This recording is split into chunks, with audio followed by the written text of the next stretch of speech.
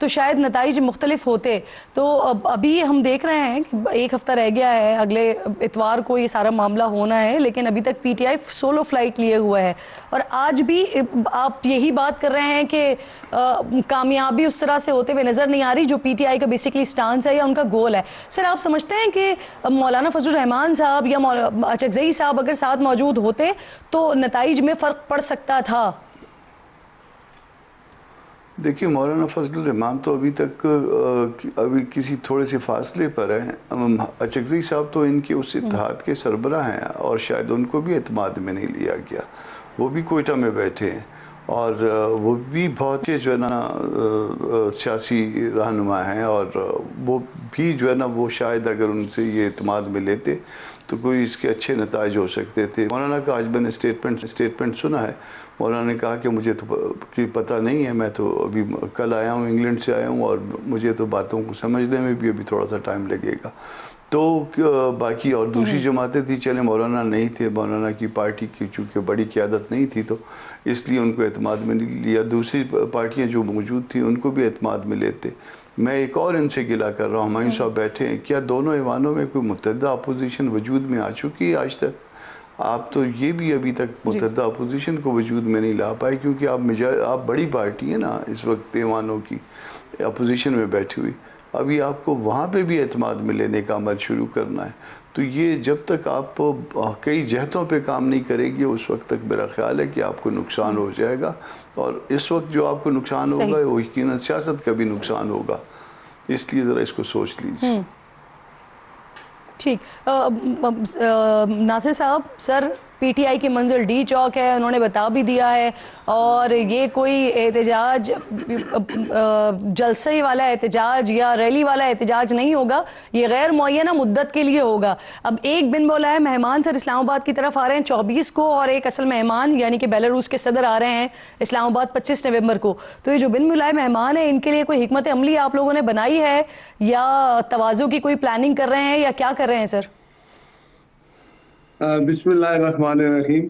आज तो मुझे मायूस साहब पे तरस आ रहा है। वो बेचारे जिस तरह आप सवाल और करती हैं जवाब और दे रहे हैं, ये कहते हैं हम तो बदनाम वैसे भी हैं ऐसे भी सही। तो इनसे पूछे कि आपको बदनाम अपने आप को खुद हो गया या मुन्नी वैसे ही बदनाम हो गई है। बात ये है कि अब देखें इनके अंदर जो एक मसला है वो बुशरा बीबी बाहर आ गई है। वो कहती है मैं वारिस हूँ अब इस जमात की। वो दो बहनें कहती हैं मैं वारिस हूँ। वो मरवत साहब कहते हैं अगर मेरे हवाले करें तो मैं लाखों बंदा लेके आ जाऊंगा। आप इनके सारे बयानात सुने, इनकी बातें सुने, तो बात ये है कि ये वो इमरान खान साहब जो अंदर नहीं है सर, वैसे ये क्लियर कर लें, बुशरा बीबी ने अभी कहीं पर भी ये क्लेम नहीं किया कि वो वारिस हैं पीटीआई की, और सियासत तो कोई भी कर सकता है सर, लेकिन वो जो मौरूसियत की बात होती है तो ये अभी तक कहीं पर कोई क्लेम नहीं हुआ कि अलीमा खान साहिबा पार्टी को संभाल रही हैं या बुशरा साहिबा पार्टी को संभाल रही हैं। हाँ, वो खान के मैसेज जरूर लेकर आ रही हैं। मैसेज लेके उन्होंने पेशावर में पड़ाव डाला है जाते ही जेल से, ठीक है। और मुझे इससे कोई गर्ज नहीं है कि कोई भी वारिस बन जाए। ये तो इनका अपना जाती मसला है, लेकिन जो सामने हालात है मैं वो बता रहा हूँ। दूसरी बात ये है कि ये इनका जो काम है ना सिर्फ यही है। अभी बेलारूस के सदर आ रहे हैं 25 को। जब चाइना के सदर आ रहे थे इनकी रविश थी, ये वहां धरना दे के बैठे हुए थे जब मियां साहब। चलिए, आप लोगों को पता है ना, अब आप बताएं अब आप क्या कर रहे हैं सर? इनके लिए अब यही एक मैसेज है कि भाईजान आप अपने घर में तो इकट्ठे हो जाओ। इनके लिए यही मैसेज है कि कानून अपना रास्ता लेगा। ये जो इनका वो आता होता था ना केपीके का सदर अपना वजीर आला जिसका नाम गंडापुर है, लेकिन है वो आपको पता है, उनकी बातें आप सुने, वो स्वाए ये ऐलान करते हैं मैं आ रहा हूँ, मैं इमरान को 15 दिन में छुड़ा के ले जाऊंगा। 24 से पहले क्या होगा? क्या गिरफ्तारियां होंगी? क्या घरों पर छापे पड़ेंगे? कैसे लेगा कानून अपना रास्ता सर?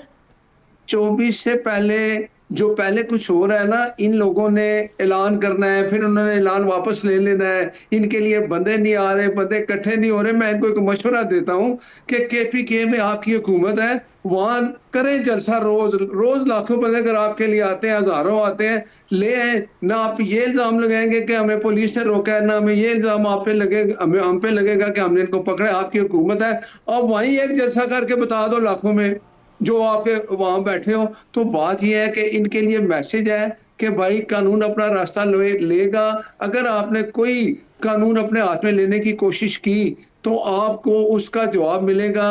इमरान खान साहब अब एनआरओ मांग रहे हैं और सर वो आप ये भी कह रहे कहते हैं हैं कानून कि अपना रास्ता लेगा। पिछली बार हुकूमत ने बड़ी तैयारी की सर, सारे रास्ते बंद कर दिए, पिंडी इस्लामाबाद सब कुछ बंद, सड़कें खोद दी आप लोगों ने, खंदकें खोदी गई बाकायदा तौर पर, इलाका 2 दिन तक मैदान जंग बना रहा। लेकिन फिर भी फाइनल रिजल्ट क्या हुआ कि कारकुनान कुछ कुछ आते थे, टोलियों की शक्ल में डी चौक पहुंचते थे, अपनी वीडियोस बनाते थे, चले जाते थे। तो सर उस वक्त भी कानून ने अपने रास्ता लेने की कोशिश की थी, लेकिन रिजल्ट हमारे सामने कुछ मुख्तलिफ थे। आ, आ, आप ये देखें इनकी मैं बात बताऊं आपको। इस्लामाबाद में जब दफा 144 लग गया, इनको जगह भी दे दी जाती है जलसा करने की, ये जलसा नहीं करते। ये सिर्फ आते ही शरारत करने, आते ही अटैक करने हैं। जब जब आया ना अपना गंडापुर पेशावर से, वो साथ पुलिस लेके आया, आपको पता है पुलिस पकड़ेगी, पुलिस ये सरहद की केपीके की पुलिस लाके से इस्लामाबाद पुलिस पे चढ़ाई की, वहां बंदे पकड़े गए, अफगानिस्तान के लोग पकड़े गए, गैर मुल्की पकड़े गए।